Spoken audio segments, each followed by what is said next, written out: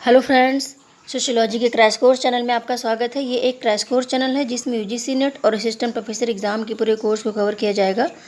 तो फ्रेंड्स, आज हम यूजीसी नेट के यूनिट 10 को पढ़ेंगे, जिसमें धर्मनिरपेक्षता, धार्मिक आस्था, विश्वास, धर्म क्या होता है, ठीक है, संप्रदाय क्या होता है, सांप्रदायिक दंगे क्या होते हैं, ठीक है। ये सारे क्वेश्चंस एग्ज़ाम में बिल्कुल आएंगे, ठीक है। और कथन कारण में इससे संबंधित डीप क्वेश्चंस भी बन सकते हैं, तो आप अच्छे से ध्यान से पढ़िए। ओके, तो शुरू करते हैं। पहला है धर्म एवं संप्रदाय, ठीक है। तो फ्रेंड्स, मैंने एक वीडियो बनाया हुआ है जिसमें पंथ, संप्रदाय, धर्म, ठीक है, इनसे रिलेटेड और भी जो शाखाएं हैं उसके संबंध में कि अंतर क्या होता है इसमें, ठीक है। तो उस अंतर को आपको देखना हो तो छोटा सा वीडियो है, उसको भी देख लीजिए। धर्म, पंथ, संप्रदाय, इन सब में अंतर क्या होता है, ठीक है। तो देखिए, धर्म का तात्पर्य है आध्यात्मिक शक्ति में विश्वास, ठीक है। यानी कि कोई ईसाई धर्म हो, मुस्लिम धर्म हो, हिंदू धर्म हो, यहूदी धर्म हो, विश्व का कोई भी धर्म हो, चाहे वो जनजातियों का कोई धर्म हो जो काल्पनिक होते हैं, ठीक है, कोई काल्पनिक धर्म उन्होंने बना रखा हो, तो वो भी क्या होगा, आध्यात्मिक शक्ति में विश्वास। यानी कोई न कोई आध्यात्मिक शक्ति है जो क्या कर रही है, हमारी इच्छाओं की पूर्ति कर रही है, और उस आध्यात्मिक शक्ति को नाराज होने से बचाने के लिए क्या होता है, पूजा आराधना की जाती है, ठीक है। तो सभी धर्मों में यही मूल है कि कोई न कोई आध्यात्मिक शक्ति होती है। और संप्रदाय क्या है, संप्रदाय एक विचारधारा होती है, ठीक है। यानी धर्म के अंतर्गत जब हम अनेक शाखाएं हो जाती हैं तो उसको संप्रदाय बोलते हैं।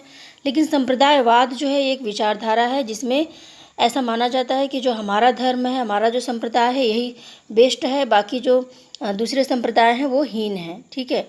और उनके प्रति घृणा, द्वेष उत्पन्न होता है, तो इसको क्या कहेंगे, संप्रदायवाद। फिर देखिए, सांप्रदायिकता यानी कम्युनिज्म, ठीक है, इसको इंग्लिश में कम्युनिज्म बोलते हैं। कम्युनिज्म में शब्द की उत्पत्ति जो है वो कम्यून शब्द से हुई है, जिसका अर्थ है मिलजुल कर भाईचारे के साथ रहना, ठीक है। देखिए, अर्थ कुछ और ही है और उसका अर्थ हम कुछ और ही लगाते हैं, ठीक है। यानी कम्यून शब्द का अर्थ है मिलजुल कर भाईचारे के साथ रहना। सांप्रदायिकता का मतलब क्या है, मिलजुल कर भाईचारे के साथ रहना। जबकि हम लगाते हैं किससे अर्थ है कि सांप्रदायिकता का मतलब कि हमारा संप्रदाय, हमारा धर्म सबसे अच्छा है, और दूसरे धर्म के लोगों को हीन दृष्टि से देखना, उनके प्रति घृणा रखना, उन्हें दंगों में क्या होते हैं, उनकी हत्याएं की जाती है, ठीक है, उनका नुकसान करना, ये क्या हो गया, सांप्रदायिकता के अंतर्गत आता है। लेकिन इसका जो मूल अर्थ है वो क्या है, मिलजुल कर भाईचारे के साथ रहना, ठीक है। वर्तमान में सांप्रदायिकता को संकीर्ण अर्थ में लिया जाता है। यह एक ऐसी भावना के रूप में लिया जाता है जिसमें व्यक्ति केवल अपने धर्म और संप्रदाय के हित के बारे में सोचता है और संपूर्ण राष्ट्र के हितों की अवहेलना करता है, ठीक है। यानी सांप्रदायिकता को जो लिया जा रहा है वर्तमान परिप्रेक्ष्य में, उसमें क्या होता है कि एक संकीर्ण अवधारणा है जिसमें हमारा धर्म श्रेष्ठ है, हमारा जो संप्रदाय है वो बहुत ही अच्छा है, जो दूसरे संप्रदाय के लोग हैं वो अच्छे नहीं हैं, ठीक है, उनकी ये प्रथा अच्छी नहीं है, उनका ये चीज़ अच्छा नहीं है, उनके पहनावे अच्छे नहीं हैं, उनका रहन सहन अच्छा नहीं है, ठीक है। और उनके प्रति घृणा, द्वेष की दृष्टि हम रखते हैं और उनको पराये की तरह समझते हैं, ठीक है। तो एक राष्ट्र होने में क्या होता है कि उसमें सभी धर्म, सभी संप्रदाय के लोग एक हों, लेकिन राष्ट्र के हितों की अवहेलना करते हुए संप्रदाय के लोग क्या करते हैं, केवल अपने हितों को ही साधते हैं, ठीक है। और इसी के कारण राष्ट्र जो है वो टूटता है, अनेक खंडों में टूटता है। अलग अलग संप्रदाय के लोग अपने संप्रदाय के प्रति भक्ति रखते हैं और दूसरे संप्रदाय को क्या करते हैं, हीन दृष्टि से देखते हैं। यही कारण है कि राष्ट्रवाद की भावना प्रबल नहीं हो पा रही है, ठीक है। तो यदि कथन कारण में आता है कि राष्ट्रवाद की भावना नहीं प्रबल हो पा रही है, इसका एक कारण सांप्रदायिकता है, तो बिल्कुल है, ठीक है। सांप्रदायिक दंगे बहुत अधिक नुकसान करते हैं। तो हम सांप्रदायिक दंगे के बारे में थोड़ा देख लेते हैं, चूँकि आपके चैप्टर में है सांप्रदायिकता, तो दंगे के बारे में आ सकता है, ठीक है। फिर देखिए, सांप्रदायिक दंगे जो होते हैं वो धर्म की तुलना में राजनीति से अधिक प्रेरित होते हैं। यानी जो माना जाता है कि एक संप्रदाय का व्यक्ति दूसरे संप्रदाय के व्यक्ति से नाराज़ है, इसलिए उसने क्या किया, दंगे शुरू कर दिए, ठीक है। लेकिन ऐसा होता नहीं है, कोई न कोई राजनीतिक तत्व होता है, कोई आर्थिक तत्व होता है, यानी दंगों को जानबूझकर किया जाता है, ठीक है। कुछ लोग अपने हित को साधने के लिए दूसरे लोगों को क्या करते हैं, दंगे के लिए उकसाते हैं। इस संबंध में मई 1970 में महाराष्ट्र दंगों पर मदन आयोग की एक रिपोर्ट आई थी, और इस रिपोर्ट में खुलासा किया गया था कि जो सांप्रदायिक दंगे होते हैं ये धर्म की तुलना में राजनीति से अधिक प्रेरित होते हैं, ठीक है। यानी जो राजनीतिक दल होते हैं वो क्या करते हैं, अपने हितों को साधने के लिए दो संप्रदाय के लोगों को आपस में लड़ाते हैं, ठीक है। तो ये मदन आयोग की रिपोर्ट है और ये सत्य भी है। तो यदि एग्ज़ाम में आता है कि सांप्रदायिक दंगे इसलिए होते हैं कि राजनीतिक हित इससे साधे जाते हैं, तो ये बिल्कुल सही है। ठीक है, आपको इसमें सोचने की ज़रूरत नहीं है, इसलिए मैं इतना डिटेल में लिख देती हूँ ताकि जो कथन कारण के प्रश्न आते हैं उसमें आप फंसे ना। ठीक है, अच्छे से क्वेश्चंस को समझ पाएँ। ठीक है, राजनीतिक इच्छा के अतिरिक्त आर्थिक इच्छा भी सांप्रदायिक दंगे के लिए जिम्मेदार है। ठीक है, केवल राजनीतिक इच्छा ही नहीं कि केवल राजनीतिक दलों ने चाहा इसलिए दंगे हुए, आर्थिक इच्छा भी होती है। ठीक है, आगे हम देखेंगे डिटेल में कि कौन कौन सी आर्थिक इच्छाएं होती हैं, क्यों होती हैं। फिर देखिए, दक्षिण और पूर्वी भारत की तुलना में उत्तर भारत में दंगे अधिक होते हैं। ठीक है, ये भी एक फैक्ट है और बहुत ही ज़्यादा इंपॉर्टेंट है। ठीक है, ये एग्ज़ाम में आएगा बिल्कुल कि दक्षिण और पूर्व, दक्षिण भारत आप जानते ही हैं। ठीक है, जितने तेलुगु, कन्नड़ और मलयालम, केरल जो दक्षिण के देश हैं, दक्षिण के जो राज्य हैं, पूर्वी की तरफ आप इधर आ जाइए जिधर असम है, असम है और पश्चिम बंगाल वगैरह है, तो उधर पूर्वी हो गया। ठीक है, और उत्तर भारत में हमारे जानते हैं कौन कौन से लोग कौन कौन से राज्य आते हैं। ठीक है, तो उत्तर भारत में दंगे ज़्यादा होते हैं जबकि दक्षिण और पूर्वी भारत में दंगे कम होते हैं। ये कथन कारण में भी आ सकता है और ये सीधा प्रश्न भी बन सकता है। ठीक है, फिर एक अगला क्वेश्चन है, अगला जो पॉइंट है, जहाँ दंगे कभी नहीं हुए हैं वहाँ की तुलना में जहाँ दंगे हो चुके हैं वहाँ दंगे होने की संभावना अधिक होती है। यानी जहाँ पे एक बार दंगा हो चुका है वहाँ पर दोबारा दंगा होने की क्या होता है, संभावना ज़्यादा होती है। ठीक है, और जहाँ पे दंगे नहीं हुए वहाँ पे संभावना नहीं होती। ठीक है, दंगा क्या होता है, देखिए आप यदि नहीं जानते हैं तो मैं आपको बता दूं कि किसी संप्रदाय के लोग जब उन्मादित हो जाते हैं अपने किसी लक्ष्य को लेकर और वो दूसरे संप्रदाय के लोगों को, यानी जिससे वो घृणा करते हैं, झुंड में जाकर उनको मारना काटना शुरू कर देते हैं, सार्वजनिक संपत्ति का वो नुकसान करते हैं। ठीक है, बसें जला देते हैं। ठीक है, और जो सार्वजनिक संपत्ति है, सरकारी संपत्ति है, उसको वो बड़ी मात्रा में नुकसान करते हैं, तो इसको दंगे कहते हैं। ठीक है, 1992 में बाबरी मस्जिद गिराए जाने के बाद विभिन्न राज्यों में दंगे हुए थे। ठीक है, ये तो आपको पता ही होगा कि 1992 में बाबरी मस्जिद जो है गिराई गई थी और तब जाकर बहुत ही कई राज्यों में दंगे हुए थे और उत्तर प्रदेश में ज़्यादा दंगे हुए थे। ठीक है, तो ये आप याद रखिएगा बाबरी मस्जिद कब गिराई गई थी। फिर देखिए, सांप्रदायिक दंगों के कारण क्या होते हैं। ठीक है, कौन कौन से कारण होते हैं। पहला है सामाजिक कारण। सामाजिक कारण में देखिए, सामाजिक प्रथाएं हो गई, परंपराएं हो गई। ठीक है, कि हमारी परंपरा ऐसी है, आपकी परंपरा ऐसी है, ये अच्छी नहीं है। ठीक है, उसके प्रति द्वेष हो गया लोगों में। जाति एवं धर्म, वर्ग अहम हो गया। ठीक है, हम बहुत ही ऊंची जाति के हैं या फिर हम बहुत अच्छे वर्ग से हैं, इसका जब ईगो होता है तो क्या होता है, उस संप्रदाय के लोग इकट्ठे होते हैं और फिर दूसरे संप्रदाय पे अटैक करते हैं। ठीक है, असमानता के प्रति द्वेष हो। ठीक है, यानी हम बहुत ऊंचे हैं, आप बहुत नीचे हैं। ठीक है, धर्म पर आधारित स्तरीकरण, ये सब क्या होता है, सांप्रदायिक दंगों के कारण होते हैं। तो देखिए, धर्म पर आधारित जो स्तरीकरण है, धर्म को कभी भी स्तरों में नहीं बांटा जा सकता। ये नहीं कहा जा सकता कि हिंदू धर्म ज़्यादा श्रेष्ठ है, मुस्लिम धर्म श्रेष्ठ नहीं है या फिर ईसाई धर्म उससे कम श्रेष्ठ है, ऐसा हम नहीं कह सकते। ठीक है, क्योंकि सभी धर्मों में आध्यात्मिक शक्ति में विश्वास किया जाता है और ऐसा माना जाता है कि आध्यात्मिक शक्ति की आराधना हो रही है और आध्यात्मिक शक्ति क्या है, हमें देख रही है और हमारी इच्छाओं की पूर्ति करेगी। ठीक है, तो हम ये नहीं कह सकते कि यह आध्यात्मिक शक्ति थोड़ा ऊपर है, या आध्यात्मिक शक्ति जो है वो स्तरीकरण में नीचे है, ऐसा नहीं है। धर्म में कभी भी स्तरीकरण नहीं होता है और ये बहुत ही निंदनीय है यदि कुछ लोग धर्म का स्तरीकरण करते हैं तो। ठीक है, तो याद रखिएगा सभी धर्म क्या है, समान है। फिर देखिए, धार्मिक कारण क्या है। धार्मिक मानदंडों एवं पंथ निरपेक्ष मूल्यों में कमी, यानी धार्मिक मानदंड जो होते हैं, देखिए कोई भी धार्मिक मानदंड हो वो हमेशा ये पक्ष लेता है कि दूसरे लोगों की सेवा करना, दूसरे लोगों की सहायता करना। कभी वो ये नहीं कहेगा कि झुंड में जाइए और सार्वजनिक संपत्ति का नाश कीजिए और लोगों को जान से मार डालिए। ठीक है, ऐसा कोई भी धार्मिक मानदंड नहीं कहता, चाहे वो कोई भी धर्म हो। ठीक है, लेकिन जब धार्मिक मानदंडों में कमी आ जाती है, लोग उसको अपने अनुसार, अपने दृष्टि के अनुसार संशोधन करके देखने लगते हैं, तो क्या होता है, धार्मिक मूल्यों का ह्रास हो जाता है। ठीक है, और तब जो है दंगे होने की संभावना होती है। पंथ निरपेक्ष मूल्यों में कमी, यानी जो पंथ निरपेक्ष मूल्य होते हैं किसी भी राज्य के, कि सभी धर्मों को समान माना जाएगा, किसी भी धर्म को श्रेष्ठ नहीं माना जाएगा। ठीक है, जब इसमें कमी आ जाती है और लोग श्रेष्ठता और हीनता के आधार पर धर्म को देखने लगते हैं, तो क्या होता है, इन मूल्यों में कमी हो जाती है और दंगे होने की संभावना। फिर देखिए आर्थिक कारक हैं कौन कौन से हैं। अल्पसंख्यक धार्मिक समुदायों का आर्थिक शोषण एवं भेदभाव, निम्न स्तर का आर्थिक विकास।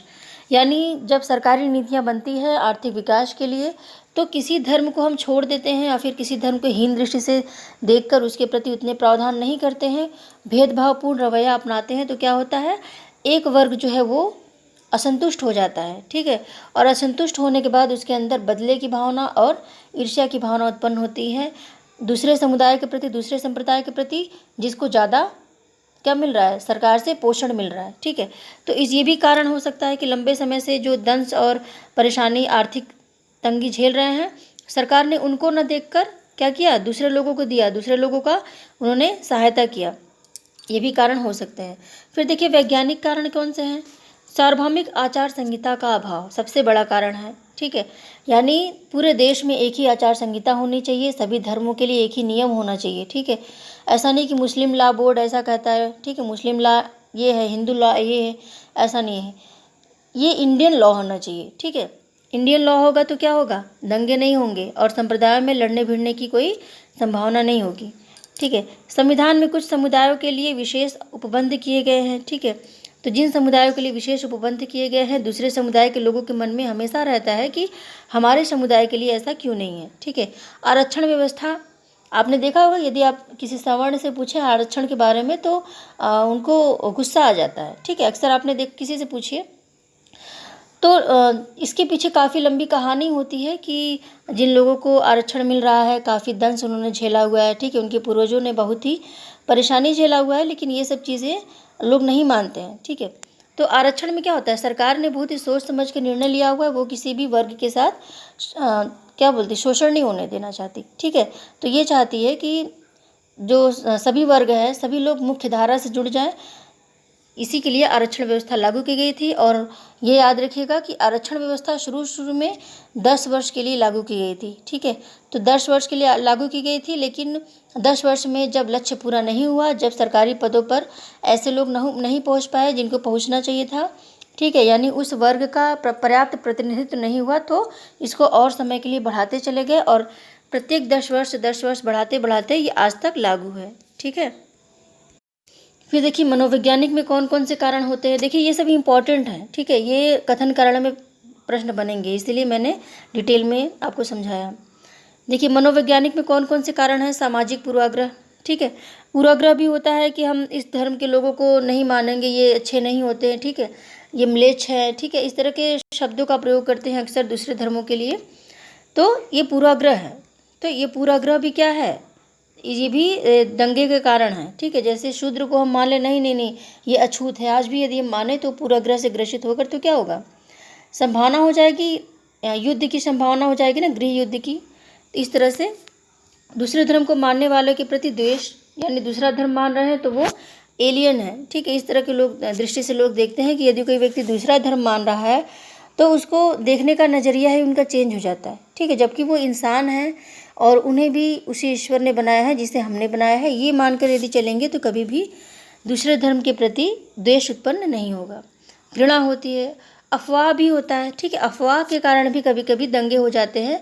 यानी किसी मंदिर में आप गाय के मांस को रखने का क्या कीजिए, अफवाह उड़ा दीजिए। ठीक है, आप 4 लोगों से कह दीजिए कि हमने तो देखा था, ऐसा हुआ था वहाँ पे। ठीक है, लेकिन अब नहीं है, हो सकता है ले गए हो। ठीक है, तो इसमें क्या होगा कि अफवाह सुन के लोग पहले मारना पीटना शुरू करेंगे, बाद में वो पता लगाएंगे कि ये सच था या नहीं। ठीक है, उसी तरह से मुस्लिम लोग हैं या फिर ईसाई लोग हैं, तो इस तरह से यदि कहा जाए कि चर्च के पास तो ये चीज़ थी, तो इससे क्या होगा, दंगे होने की संभावना हो जाती है और लोग दंगे कर लेते हैं, पता नहीं लगाते कि ये सच है या नहीं है। फिर देखिए प्रशासनिक में कौन कौन से कारण हैं। पुलिस और प्रशासनिक इकाइयों के बीच में तालमेल एवं समन्वय की कमी। ठीक है, यानी पुलिस और प्रशासनिक इकाइयों में, यानी जैसे ही दंगे हुए तुरंत कार्रवाई नहीं हो पाई और ये भड़क गए, बहुत ज़्यादा हो गए।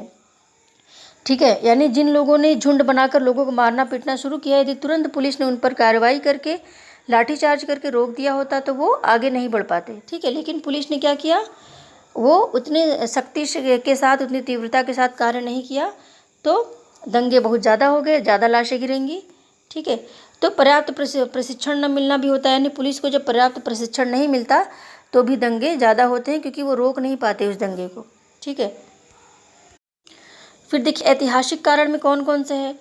बाहरी आक्रमण, ठीक है, बाहरी आक्रमण के कारण भी होता है। धार्मिक संस्थाओं को नष्ट किया जाना, यानी कोई धार्मिक मंदिर है, आपने देखा होगा बाबरी मस्जिद जो है वो ऐतिहासिक के अंतर्गत ही आता है। ठीक है, बाबरी मस्जिद गिराया गया, कुछ लोग बोल रहे हैं वहाँ राम जन्मभूमि है, कुछ बोल रहे हैं कि वहाँ बाबरी मस्जिद थी। इस तरह से क्या हुआ कि ऐतिहासिक कारण के कारण दोनों में दंगे शुरू हुए। धर्म परिवर्तन का प्रयास, यानी जबरन जब कुछ धर्म के लोग दूसरे लोगों को अपने धर्म में सम्मिलित करना चाहते हैं तो क्या होता है, लोग अक्सर उद्वेलित होकर दंगे करते हैं। ठीक है, देश का बंटवारा, तो बंटवारे को के समय भी आपने देखा होगा दंगे हुए थे। ठीक है, तो देश के बंटवारे को लेकर भी दंगे होते हैं। कुछ लोग बंटवारा चाहते हैं, कुछ लोग नहीं चाहते हैं, और कुछ लोग चाहते हैं बंटवारा होने के बाद जो लोग अलग देश चाहते थे वो वहीं पर चले जाए। ठीक है, उसके लिए भी दंगे हुए। इस तरह से पिछले दंगे भी होते हैं कारण। ठीक है, पिछले दंगे में जो हत्याएं हुई थी उससे संबंधित लोग जो है वो क्रोध में रहते हैं, ईर्ष्या में, और जैसे ही कोई मौका मिलता है तुरंत दंगे शुरू हो जाते हैं। मंदिर मस्जिद विवाद भी दंगे का प्रमुख कारण है। ठीक है, ये भी ऐतिहासिक में आएगा। फिर देखिए घरेलू में कौन कौन से कारण आते हैं। धार्मिक जुलूस, ठीक है, यानी अचानक कुछ लोग धार्मिक जुलूस निकाल कर अपने धर्म को जय जयकार शुरू करते हैं कि हमारा धर्म श्रेष्ठ है। तो उसमें कुछ क्या होगा, कुछ लोग जो है ये मानेंगे कि इनका धर्म श्रेष्ठ है तो हमारा धर्म क्यों नहीं है। ठीक है, फिर वो भी नारे लगाना शुरू करेंगे, फिर दोनों में क्या होगा, विवाद शुरू हो जाएगा कि हमारी आवाज़ ऊँची हो, उनकी आवाज़ ऊँची, इस तरह से। ठीक है, नारे लगाना भी हो। भूमि विवाद भी होता है। ठीक है, भूमि विवाद आपने देखा होगा कि राम जन्मभूमि को लेकर कितना विवाद हुआ, 70 सालों से, कितने सालों से ये युद्ध चल रहा था। ठीक है, और कई राजाओं ने भी यहाँ पर मंदिर बनवाने का प्रयास किया था, लेकिन वो बना नहीं पाए। ठीक है, इतना विशाल वहाँ पे लड़ाई चली थी। ठीक है, तो भूमि विवाद भी होता है।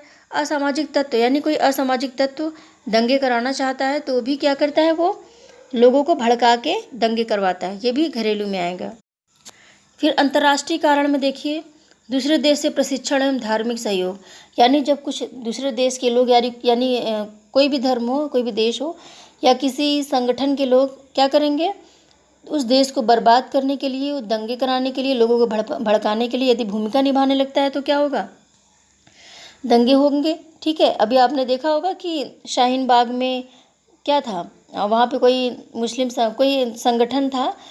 ठीक है, और वो संगठन जो है वो लोगों को डील करता था, पैसे मिलते थे, इस तरह से खुलासा जो हुआ है।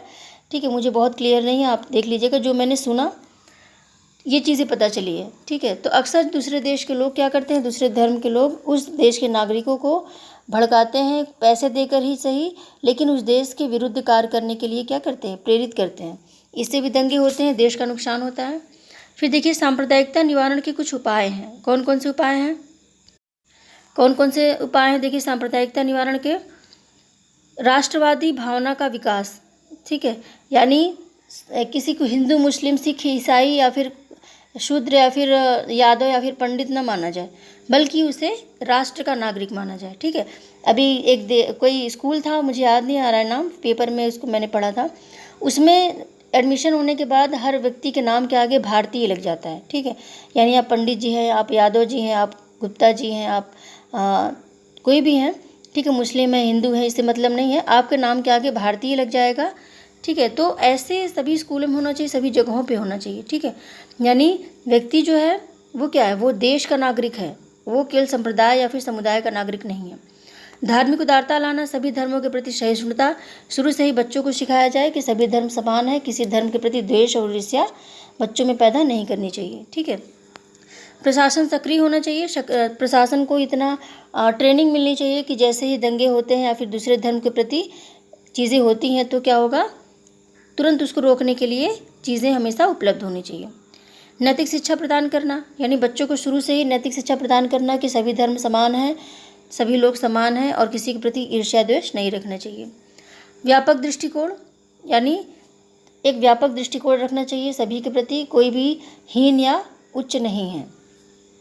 सरकार और जनता के बीच परस्पर संवाद होना चाहिए, यानी जनता क्या चाहती है, किन मुद्दों को लेकर जनता में द्वेष है, उद्वेलन है, ठीक है, उग्रता किस लिए है, इसके बारे में सरकार से बात होनी चाहिए, और सरकार यदि उनकी मांगों को पूरा करता है तो अच्छी बात है, नहीं तो फिर सरकार फिर उसका कुछ उपाय भी बताएंगे। ठीक है, इस तरह से संवाद होना चाहिए कि ऐसा क्यों है और ऐसा क्यों नहीं है। फिर देखिए सामाजिक संबंधों की स्थापना। ठीक है, यानी सोशल जो रिलेशंस होते हैं ये धर्म और संप्रदाय के आधार पर न बनकर सामाजिक आधार पर बने। ठीक है, तो इससे क्या होगा, लोगों में दूसरे धर्म के प्रति द्वेष कम होगा। मिश्रित सांस्कृतिक कार्यक्रमों का आयोजन, यानी सांस्कृतिक कार्यक्रमों का आयोजन ऐसे न हो कि मुस्लिम समुदाय से जुड़ा हो या फिर हिंदू समुदाय से जुड़ा हो या फिर ईसाई लोग ही केवल सम्मिलित हो, बल्कि मिश्रित सांस्कृतिक कार्यक्रमों का आयोजन होना चाहिए और राष्ट्रीय स्तर पे होना चाहिए। ठीक है, उसमें किसी विशेष धर्म संप्रदाय के नाम से नहीं होना चाहिए, बल्कि सभी लोग सम्मिलित हो, और इससे क्या होगा, भाईचारे की भावना बढ़ेगी। राष्ट्रीयता का प्रसार किया जाए। ठीक है, लोगों में राष्ट्रीय भावना का प्रसार किया जाए, इससे क्या होगा, जब देशभक्ति बढ़ेगी तो जो सांप्रदायिकता है वो फीकी पड़ जाएगी। ठीक है, वो ढीली हो जाएगी और देश के प्रति जो हमारा सम्मान है, प्रेम है, वो ज़्यादा बढ़ जाएगा। तो फ्रेंड्स, इसमें यूनिट 10 में तो पंथ निरपेक्षता और धार्मिक आस्था विश्वास, ठीक है, प्रथा, ये सब चीज़ें भी थी, लेकिन मैंने अभी आज केवल सांप्रदायिकता पढ़ाया है। कल फिर धर्मनिरपेक्षता और इसके बाद फिर एक एक पॉइंट को लेते हुए मैं आध्यात्मिकता, आस्था, विश्वास, ठीक है, मंदिर मस्जिद से संबंधित जो भी अपडेट्स हैं उनको मैं दूंगी। ओके, तो वीडियो छोटा बनाया है इसलिए ताकि आपको समझने में आसानी हो, और चीज़ों को बहुत ही डीप में इसलिए समझाया ताकि कथन कारण से संबंधित यदि प्रश्न आते हैं तो आप कर ले जाएं उसको। ठीक है, ऐसा ना हो कि कोई प्रश्न आपसे छूट जाए। ठीक है, तो वीडियो अच्छा लगा तो वीडियो को लाइक कीजिए, शेयर कीजिए, और मेरे कंटेंट अच्छे लगे तो चैनल को सब्सक्राइब कीजिए, क्योंकि ऐसे ही कंटेंट आपको मिलने वाले हैं बहुत ही ज़्यादा। ओके, तो मिलते हैं फिर अगले वीडियो में, तब तक के लिए बाय।